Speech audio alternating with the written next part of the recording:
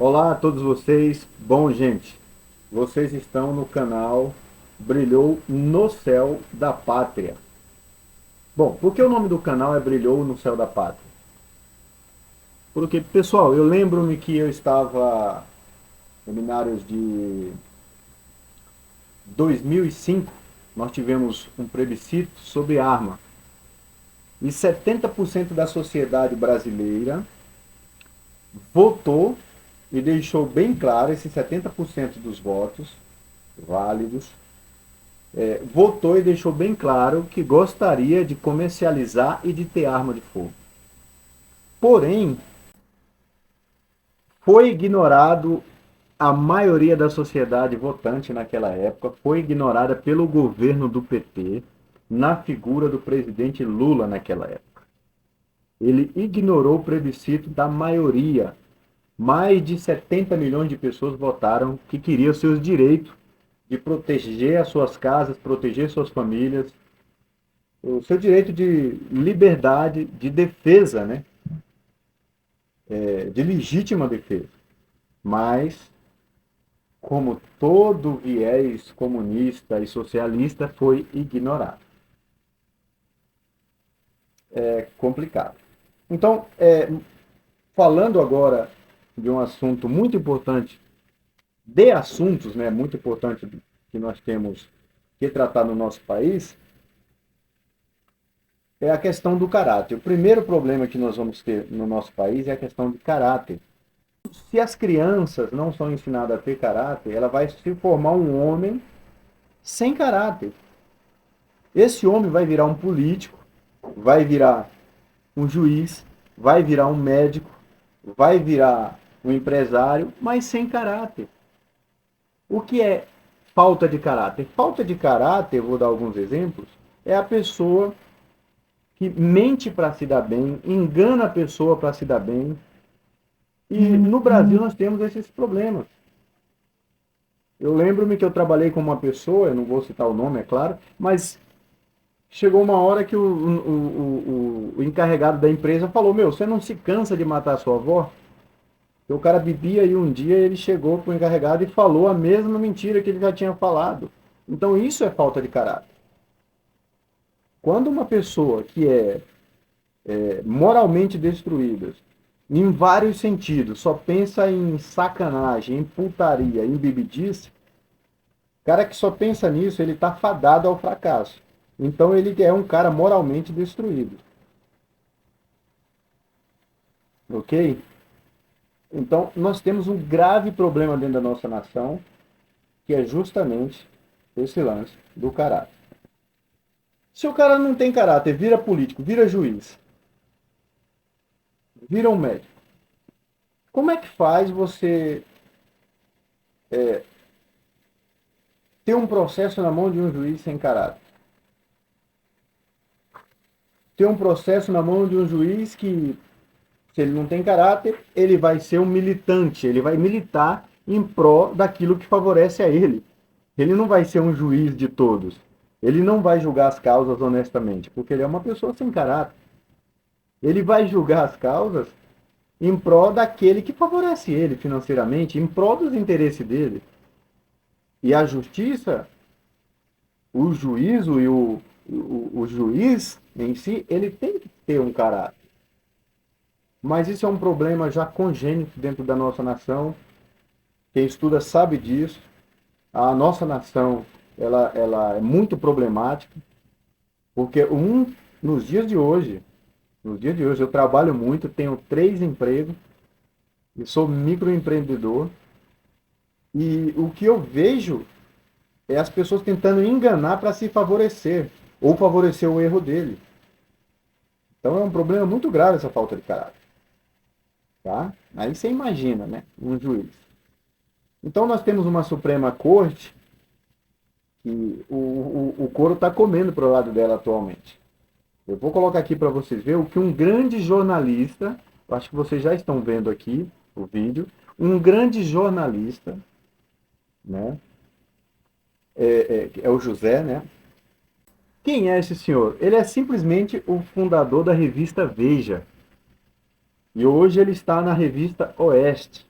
é um dos colunas fortes da revista Oeste. Ele é fundador da Veja, ele cobriu várias guerras importantes, como a Guerra do Vietnã, entendeu? Está muito tempo aí vendo muita coisa.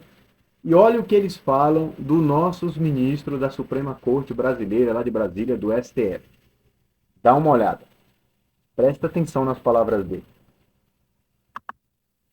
A sua capacidade crítica nas suas colunas, se os ministros do Supremo leem o que você escreve a respeito deles, todos já teriam ido para casa.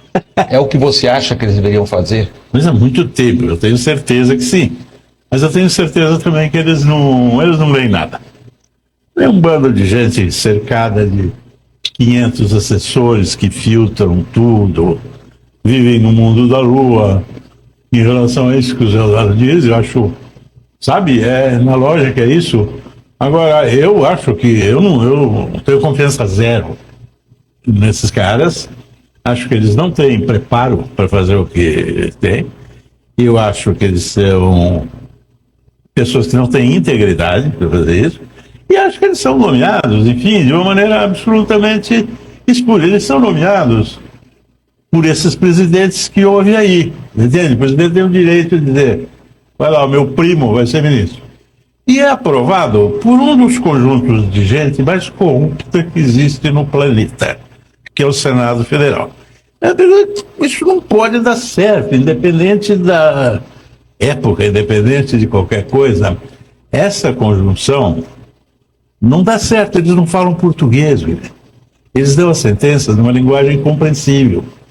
Então, não tem teoria ali, tá tudo errado, você entende? Quer dizer, a maneira que eles são escolhidos, a maneira como eles se comportam, não é? E o cúmulo é você chega por esse processo a essa maravilha que você vai ter como presidente do Supremo um cara que levou pau 2 vezes no concurso de juiz. Pô, vocês aí que estão no direito, como é que vocês acham que isso é uma coisa possível? Independente de todas as questões teóricas e doutrinárias, né? Eu acho o seguinte, um cara que leva pau 2 vezes para ser juiz, ele não pode ser ministro do Supremo. Se alguém souber como, ok, eu não entendo.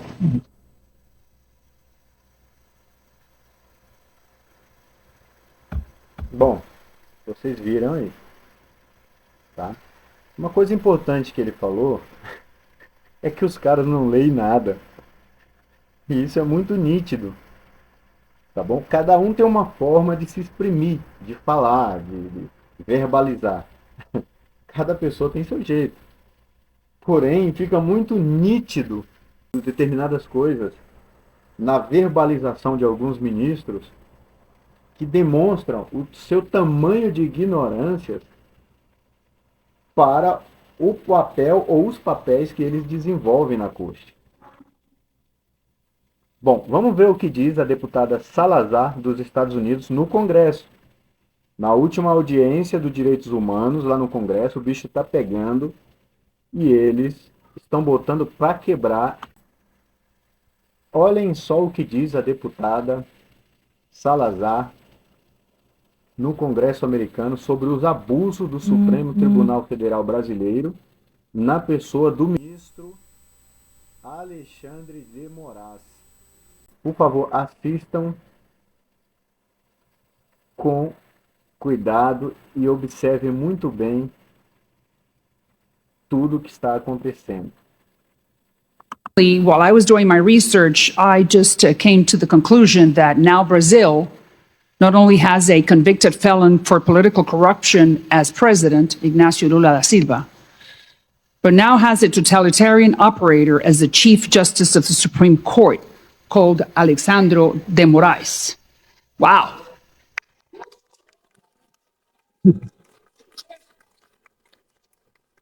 Thank you. I mean, there's nothing to celebrate. Poor Brazilians. They deserve a lot better. The most important country, saying it, finally. The most important country in the, economically speaking, or the largest economy in the Western Hemisphere, I mean, South America, I should say, to be more precise, deserves better. So Having said this, Elon Musk, the owner of Twitter, has become a target to the highest court because he shoots back.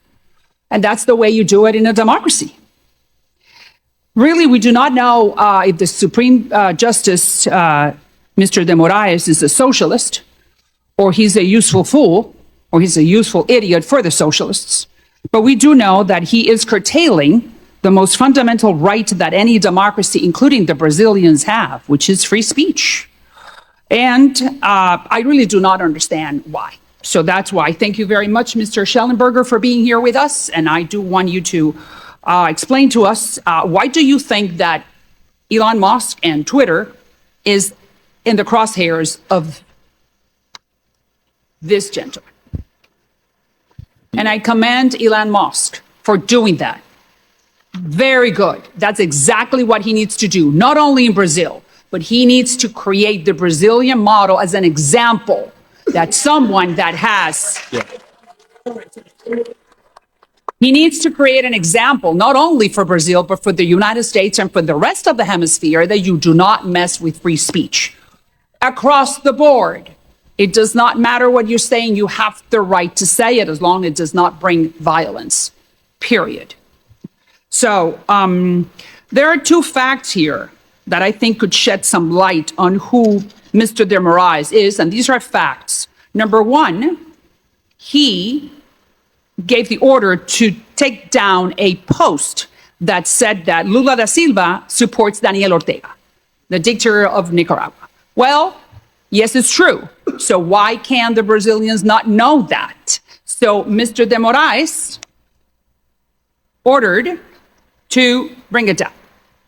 Number two, he gave 1 hour to the company, to Twitter, to take down posts by conservative politicians, or they would be fined $30,000. So 1 hour, what about if you read the email 30 minutes into it? So you only had 30 minutes to bring it, to take it down, or be fined $30,000. And those two politicians are here, Carla Zambelli and Marcel Van Hatten.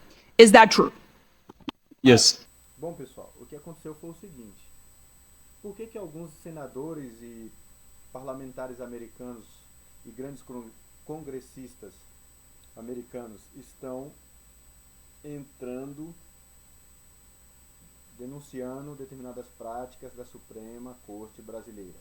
Porque eles estavam ameaçando os diretores das grandes companhias, das grandes empresas de internet.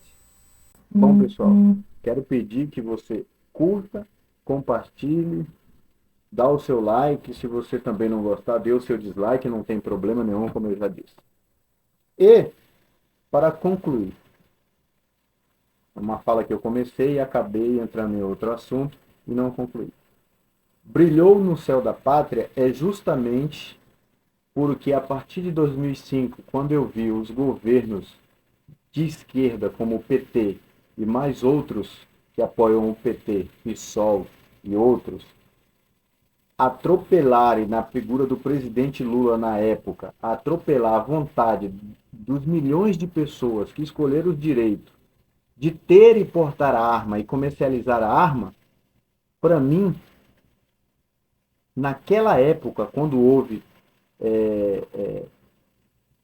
esse ato de ignorar a vontade da maioria dos votantes, já começou um abuso do Estado.